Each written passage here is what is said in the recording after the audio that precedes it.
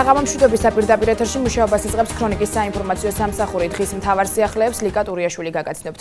საქართველოს ლტოლვილთა და განსახლების მინისტრი სოზარ სუბარი მარნეულის მუნიციპალიტეტს სტუმრობდა. ეგრეთ წოდებული ელევანტორის დასახლებაში მინისტრი 40-მდე დევნილ ოჯახს შეხვდა. შეხვედრაზე სოზარ სუბარმა მოსახლეობას იმ პროგრამის შესახებ მიაწოდა ინფორმაცია, რომლის მიხედვითაც ადგილობრივებს ახალი საცხოვრებელი სახლები აუშენდებათ. მინისტრი დღესვე დევნილების საცხოვრებელ პირობებს გაეცნო და მათი პრობლემები პირადად მოისმინა. როგორც მან განაცხადა, მომავალი წლისთვის ელევანტორის დასახლებაში მცხოვრები ყველა ოჯახის საყოფაცხოვრებო პირობა გაუმჯობესდება და ისინი ახალი საცხოვრებელი ფართებით დაკმაყოფილდებიან. 91 წლიდან ეს ხალხი ცხოვრობს მართლა უმძიმეს პირობებში, ავარიულ შენობებში. ამავდროულად მშრომელი ხალხია, რომელთაც საკუთარი თავით ირჩენენ, საკუთარი შრომით ირჩენენ თავს და უბრალოდ მიწა აქვთ და ჩვენ გვაქვს გეგმა ასეთი, რომ დავეხმაროთ ამ ადამიანებს საცხოვრებელი პირობების გაუმჯობესებაში, დანარჩენს მართლა თავისით მიაღწევენ და იმ დარწმუნებული ვარ, რომ ეს პროექტი წარმატებით განხორციელდება. ამ შემთხვევაში ჩვენ დონორების დახმარების იმედი გვაქვს, დონორებთან მუშაობთ და იმედი მაქვს, რომ ძალიან მალე ერთი კარგი ძლიერი სოფელი აშენდება. რამდენი ხანი ასეთ გაჭირებაში ცხოვრობ და ასეთი იმედი არასდროს არ ჩაგვსახია, დღეს რო იმედი გვაქვს. ასეთი რანგის ხალხი ჩვენ არ გვწევია არასდროს და არც ასე არ დაუიმედები ვართ. ძალიან დიდი მადლობელი ვიქნებით, თუ შესრულდება ყველაფერი ეს, სოფელი გაშენდება ახალი ქართული. ყველას იმადლობელი ვიქნებით, მთელი მოსახლეობა ველოდით დიდი სიხარულით ამათ მობრძანებას და იმედია გაამართლებს. პოლისის მუნიციპალიტეტის საკრებულოს გადაწყვეტილებით ქალაქის მიმდებარე ტერიტორიაზე გარე ვაჭრობა მკაცრად აიკრძალება. ამის შესახებ გუშინ საკრებულოს ხდომაზე გახდა ცნობილი. რატომ გახდა აუცილებელი ამ გადაწყვეტილების მიღება და როგორ აფასებენ აღნიშნულ ფაქტს გარე მოვაჭრეები, ნახეთ ნინო ბერიძის სიუჟეტში. ქალაქის ტერიტორიაზე ანტისანიტარიული მდგომარეობისა და ბაზრის ტერიტორიაზე მოვაჭრეების ინტერესების დასაცავად პოლისის მუნიციპალიტეტის საკრებულოს გადაწყვეტილებით ქალაქში გარე ვაჭრობა მკაცრად აიკრძალება. ამ გადაწყვეტილებას ბაზარში მდგომი მოსახლეობა დადებითად აფასებს და აცხადებენ, რომ მათ გარე მოვაჭრეები დიდ პრობლემას უქმნიან. როგორც ისინი ჩვენთან საუბარში ყვებიან, ბაზრის ტერიტორიაზე ხალხი აღარ შედის და პროდუქტს მის გარეთ ყიდულობს. ამ ყინვაში ვართელი ბაზრის ხალხი, საწყალი ხალხი მარტო მე კი არა, სულ ყველა გამოსული და ვაჭრობ, წვალობ და არაფერი არ აქვს. ვაჭრობენ ისინი 100 მანქანა გარეთ, წინ ბაზარი იქ უნდა იყოს, იქ ბაზრის ადგილი არ არის. ბაზრის ადგილი არის აგერ ბაზარი. განსხვავებული პოზიციები აქვთ გარე მოვაჭრეებს, მათი თქმით ისინი მხოლოდ სეზონური პროდუქტით გარკვეული პერიოდის განმავლობაში ვაჭრობენ, თუმცა არც იმ შემოთავაზებაზე აცხადებენ უარს, რომელსაც ადგილობრივი ხელისუფლება სთავაზობს. სეზონზე მოვდივართ მარტო აქ ჩვენ. ჩვენ ყოველ დღე კი არა ვდგავართ აქ. და შიგნით რასაც ვხედავთ. აი თუ გინდათ წავიდეთ და შიგნითაც გადავიღოთ რა მდგომარეობა არის. ვიცი ეგენი ჩივია რომ ჩვენ ვეღარა ვაჭრობთ, აგერ განეთად განა. ჩვენ გვაქვს ერთი დასტეხილების დაკონელი, მანდარენი, ხო? ჩვენ მაგათ ხეს არ ვშლით სულ. თუ კი ის მოვაჭრები, ვინც კი გარეთ არიან, გარეთ, აი დახლით გარეშე დგანან და დადგებიან იმ დახლზე, არა? მაგალითად ერთი დახლი შეავსო. მერე მეორე დახლია რა. მესამე დახლზე ჩვენც დავდგებით. როგორც ბოლნისის მუნიციპალიტეტის ზედამხედველობის სამსახურის ხელმძღვანელი აცხადებს, გარე ვაჭრობა ქალაქში ანტისანიტარიის კუთხით დღემდე დიდ პრობლემას ქმნიდა. მისივე თქმით, ახალი ინიციატივა გარე და ბაზრის ტერიტორიაზე მოვაჭრეების თანაბარ პირობებში ჩაყენებასაც შეუწყობს ხელს. ეს ისე არ წარმოვიდგინოთ, თითქოს გარე ვაჭრობა მთლიანად იგრძელება, მაგრამ გარე ვაჭრობას შესაბამისად გამოვიყოფა ადგილები, ასე რომ ვთქვათ, სადაც შესაძლებელი იქნება ასე გარე ვაჭრობის მოწყობა. დანარჩენ შემთხვევაში ბოლნისის მაგალითზე, სადაც არის ის ტერიტორიები, სადაც ინტენსიური მოძრაობაა, როგორც საავტომობილო, ასევე მოსახლეობის, სადაც მათ მიერ ხდება ამ ადგილების დაკავება და შეფერხება მოძრაობისა და ასევე მოსახლეობის გადაადგილებისა, თავისთავად გარე ვაჭრობა იქნება აკრძალული. თვითონ ბაზარი, სადაც ნამდვილად მოვაჭრეები იხდიან გადასახადებს და ამ შემთხვევაში გარე მოვაჭრეები უკვე თავისუფლებიან, რადგან ისინი იმათ მხრიდანაც მოდის გარკვეულწილად პრეტენზიები. ბოლნისის მუნიციპალიტეტში გარე ვაჭრობის მკაცრად გაკონტროლება რამდენიმე დღეში დაიწყება. პოლისის მუნიციპალიტეტის სოციალურ პროგრამაში ცვლილებებია. სოციალურად დაუცველი სტატუსის მქონე ოჯახებისთვის ერთჯერადი დახმარების ზედაზღვარი 200 ლარიდან 1000 ლარამდე გაიზარდა, რომლის გაცემაც კონკრეტული კატეგორიების გათვალისწინებით მოხდება. ხოლო აღნიშნული სტატუსის მქონე ოჯახებს, რომლებსაც საცხოვრებელი ფართის მოწესრიგება ესაჭიროებათ, მუნიციპალიტეტი 10,000 ლარს გამოუყოფს. მუნიციპალიტეტის საკრებულოს გადაწყვეტილებით უახლოეს დღეებში სპეციალურად მუდმივ მოქმედი კომისია შეიქმნება, რომელიც სოციალურად დაუცველი ოჯახების პირობებს შეისწავლის და მხოლოდ ამის შემდეგ მოხდება დახმარებების გაცემა. მოსახლე მოგმართავს, რომელსაც საცხოვრებლად სახლები არ უარგია, ზოგს წვიმა ჩამოდის, ზოგს პოლი არ აქვს და მიწაზე ცხოვრობენ ფაქტიურად და შევიტანეთ მაგმუხში ცვლილება, რომ 10,000 ლარამდე ვინც მოგმართავს შეიქმნება კომისია შემდეგო გამგებლის ბრძანებით და ვინც მოგმართავს ასეთი მოსახლეობა კომისიის გადაწყვეტილებით დავეხმარებით ჩვენ გვაქვს ერთჯერადი დახმარება 200 ლარამდე და ავწიეთ 1000 ლარამდე მხოლოდ იმ კატეგორიებისთვის ვინც არიან სოციალურად დაუცველი მრავალშვილიანები და მარტოხელა პენსიონერები რომლებსაც საიტინგო ფულა არ აღემატება 57,000 რუსთავი გაზმომარაგების კუთხით ზამთარს მომზადებული ხდება, როგორც ოკარ ჯორჯია-გაზი კახეთის რეგიონალური ოფისის რუსთავის სერვის ცენტრში აცხადებენ, მკაცრი სეზონისთვის მოსამზადებელი სამუშაოები უკვე გატარდა. პარალელურად მიმდინარეობს ცენტრის თანამშრომლების მიერ ოჯახებში გაზდანადგარების უფასო შემოწმება. ტექნიკური სამსახურის უფროსი როსტომ ცერცვაძე მოსახლეობას თხოვს მკაცრად დაიცვან გაზის მეურნეობაში არსებული უსაფრთხოების წესები. არ დაუშვან არასტანდარტული გაზის ხელსაწყოების გამოყენება და არის სარგებლონ არალიცენზირებული იურიდიული და ფიზიკური პირის მომსახურებით. სოკარ ჯორჯია-გაზი კახეთის რეგიონალური ოფისის რუსთავის სერვის ცენტრში ცხელი ხაზი მოქმედებს, რომელზე დარეკვაც საჭიროების შემთხვევაში ნებისმიერ მოქალაქეს შეუძლია. ზამთრისთვის როგორც ყოველთვის სოკარ ჯორჯია-გაზი რუსთავის სერვის ცენტრი მზადაა. მოსახლეობაში ბუნებრივი გაზის მიწოდება იქნება უწყვეტი. ჩვენი მხრიდან იქნება უსაფრთხო, თუ მოსახლეობას დაიცავს იმ მოთხოვნებს, რა მოთხოვნებსაც ჩვენ უყენებთ საერთოდ მოსახლეობას, რომ არ დაიდგას ისეთი გამოთქმულები, რომლებიც აკრძალულია, რომელთა გამოყენება არ შეიძლება, ასეთებია ნიკალას ტიპის გამოთქმულები, წითელი სანთურები და ისეთი წყალგამაცხელებელი, გამდინარე წყალგამაცხელებელები, რომლებიც ერთარხიანია და არ არის ორარხიანი, ძირითადად ესენი არის მაღალ სართულიან კორპუსებში, მე-9 სართულიან, 9 სართულიან კორპუსებში და იქ გამდინარე წყალგამაცხელებს კალონკას რო ეძახიან. იმათი დაყენება საერთოდ გამორიცხულია და არ შეიძლება კატეგორიულად აკრძალულია. არ გააჩნია ამ 8 სართულიან, 9 სართულიან კორპუსებს საკვამლე არხები არ გააჩნია. რუსთავში ცენტრალური და შიდა კვარტალური გზების რეაბილიტაცია აქტიურად გრძელდება. საგზაო ინფრასტრუქტურისა და ეზოების პროფილის კეთილმოწყობის სამუშაოები ამ ეტაპზე მაჩაბლის, ვახუშტის, თბილისის ქუჩასა და მე-17 მიკრორაიონში მე-5 საჯარო სკოლის მიმდებარე ტერიტორიაზე მიმდინარეობს. როგორც ტენდერში გამარჯვებული კომპანიის წარმომადგენელი აცხადებს, სამუშაოები აღნიშნულ მისამართებზე 15 ნოემბერს დაიწყო და 21 ნოემბერს დასრულდება. სამუშაოები მიმდინარეობს მაჩაბლის 4-6 ნომერში. 1127 კვადრატული მეტრი ფართობის მონაკვეთზე ღირებულებით 34,149 ლარი. საქართველოში ენერგეტიკის სექტორის განვითარება და ენერგეტიკის სფეროში ევროკავშირთან თანამშრომლობა იყო საქართველოს პრემიერ-მინისტრი ირაკლი ღარიბაშვილისა და კლიმატური ცვლილებებისა და ენერგეტიკის საკითხებში ევროკომისარ მიგელ არიას კანიეტეს შეხვედრის ძირითადი თემები. ირაკლი ღარიბაშვილმა შეხვედრა ასევე ტრანსპორტის საკითხებში ევროკომისარ ვიოლეტა ბალსთანაც გამართა და ის საქართველოში აბრეშუმის გზის ფორუმის პირველ შეხვედრაზე მიიწვია. მთავრობის მეთაურმა ევროკომისარს დღეს საკუთარი ინიციატივა გააცნო, რომლის თანახმადაც 2015 წელს საქართველოში აბრეშუმის გზის ფორუმის დაარსება იგეგმება.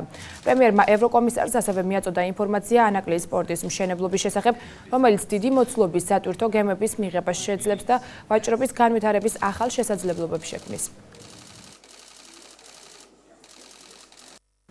პროგრამა DIP-ის სამუშაო ჯგუფი საქართველოს შეიარაღებული ძალების გენერალური შტაბის უფროსმა გენერალ-მაიორმა ვახტანგ კაპანაძემ მიიღო.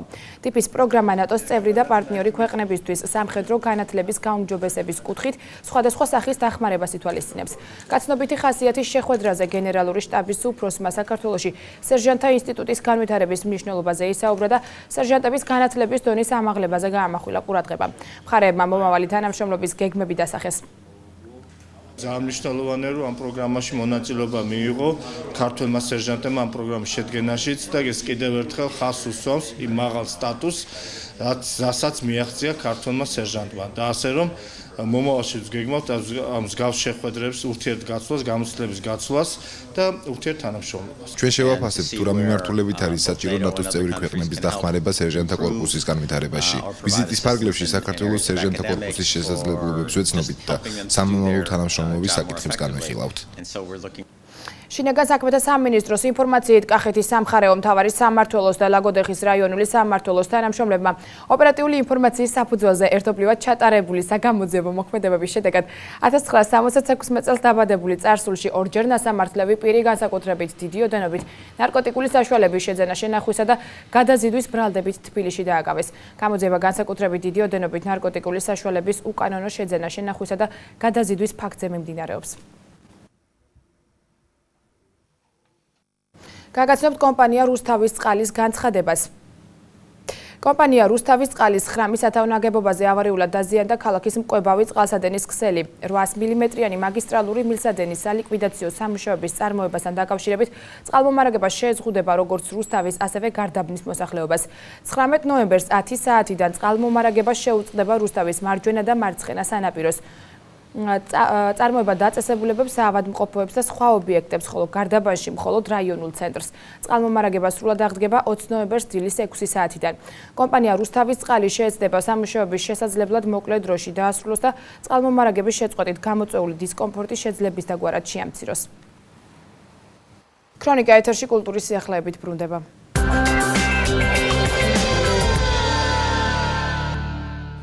მხატვართა გაერთიანება გამა რუსთაველებს მორიგ გამოფენას შესთავაზებს, სადაც 3 მხატვრის პერსონალური ნამუშევრები იქნება წარმოდგენილი. 70-მდე ფერწერისა და კერამიკის ნიმუშს რუსთავის გიგა ლორქიფაინძის სახელობის თეატრი უმასპინძლებს. ღონისძიება ხვალ 17 საათზე გაიმართება. 3 მხატვრის ნამუშევრები იქნება გამოფენილი, ეს არის თვითონ გამას გაერთიანების ხელმძღვანელის დათო ფიცხელაურის, გოგი ჩინჩალაძის სამხატვრო სკოლის დირექტორის და ნატალია ციკლაურის კერამიკა. აქ იქნება წარმოდგენილი კერამიკა და იქნება წარმოდგენილი ფერწერა. დარიგებული არის მოსაწვევები ფლაიერების სახით და ვფიქრობ, რომ რუსთაველი მოყვარულები, ასე ვთქვათ, მხატვრობისა, ფერწერისა თუ კერამიკისა ისინი მოვლენ და დაათვალიერონ ამ არაჩვეულებრივ გამოფენას. პოლნისის მუნიციპალიტეტში მიმდინარეთვის დასასრულს სხვადასხვა ტიპის ღონისძიების გამართვა იგეგმება. 24 ნოემბერს ბოლნისელი მოსახლეობა მსახიობ ლეო ანთაძის საიუბილეო თარიღთან დაკავშირებულ საღამოს იხილავს, რომელსაც ბოლნისის კულტურის სახლი უმასპინძლებს.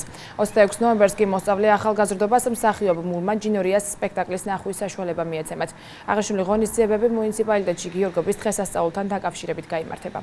საბაობა აღინიშნა ბოლნისში 4-7 ნოემბერს და არ გვინდოდა ამით დასრულებულიყო ნოემბრის თვე, რამე თუ არის ერთ-ერთი მნიშვნელოვანი საეკლესიო დღესასწაული მოლოდინში საქართველოს 23 ნოემბერი არის გიორგობის დღესასწაული, 24 ნოემბერი არის ლეო ანთაძის საიუბილეო შეხვედრა ბოლნისის კულტურის სახლში და არის აგრეთვე ლეგენდარული მსახიობის მურმან ჯინორიას სპექტაკლი, მონოსპექტაკლი დაგეგმილი, რომელიც 26-ში გაიმართება და განსაკუთრებულად ახალგაზრდებში გამოიწვია დიდი ინტერესი და დიდი მოლოდინი. რაც შეეხება სპორტის სიახლეებს.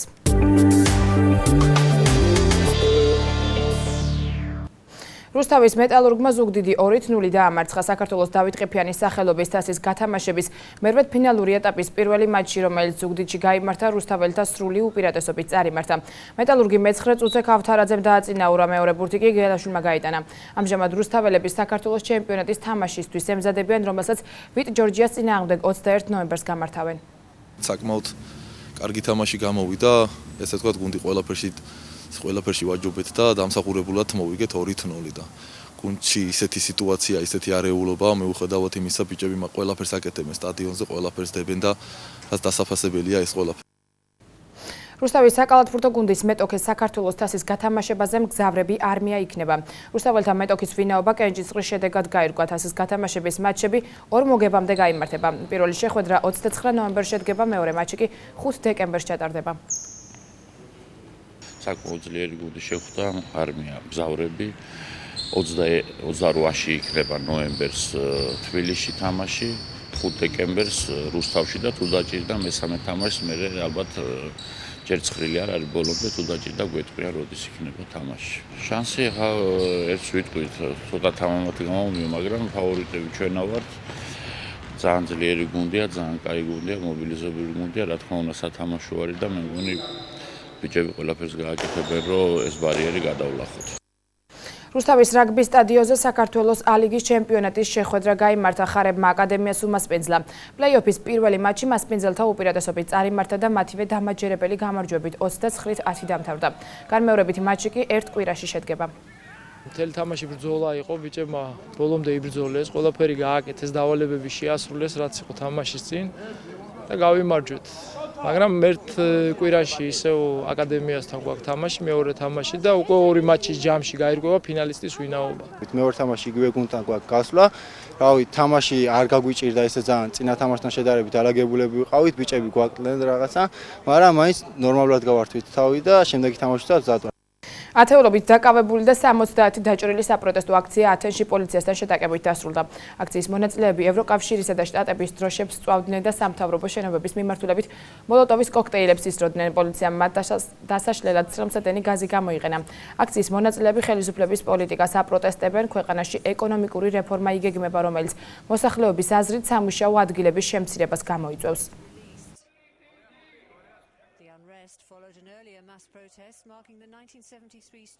იერუსალიმის სინაგოგაში გასტროლის შედეგად 4 ადამიანი დაიღუპა. არიან დაშავებულების თავდასხმა ადგილობრივი დროით 7 საათზე ორმა შეიარაღებულმა პირმა განახორციელა.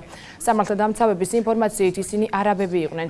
როიტერის ინფორმაციით კი ორივე ლიკვიდირებულია. პოლიციამ მომხდარს ტერაქტის კვალიფიკაცია მისცა.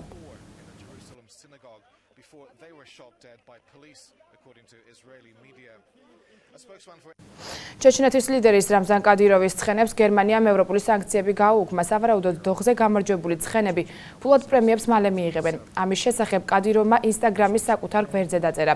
ბადენ-ბადენის პირველობაზე კადიროვის ბედაური ასპარეზობის პრიზიორი გახდა, თუმცა დოღის ორგანიზატორებმა გერმანიის მთავრობის მიერ კადიროვზე დაწესებული სანქციების გამო საპრიზო თანხის გაცემაზე უარი განაცხადეს. ჩეჩნეთის ლიდერი ასამდე სადოღე ცხენის მფლობელია, რაც მას სოლიდური შემოსავლით უზრუნველყოფს.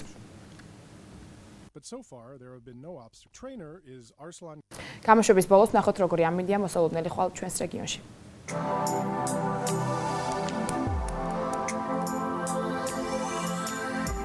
წალკაში მოსალოდნელია დღისით 9 ღამით 1 გრადუსი სითბო.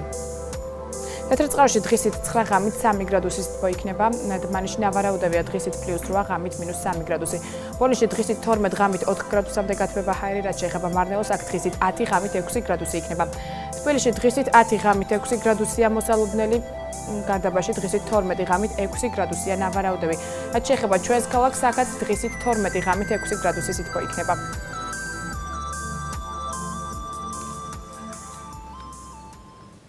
ეს იყო ამ დროისთვის ჩემ ხელთ არსებული ბოლო ინფორმაცია. ქრონიკა ამით დასრულებულია. მშვიდობიან ღამეს გისურვებთ და მომავალ შეხვედრამდე გემშვიდობებით ნახვამდის.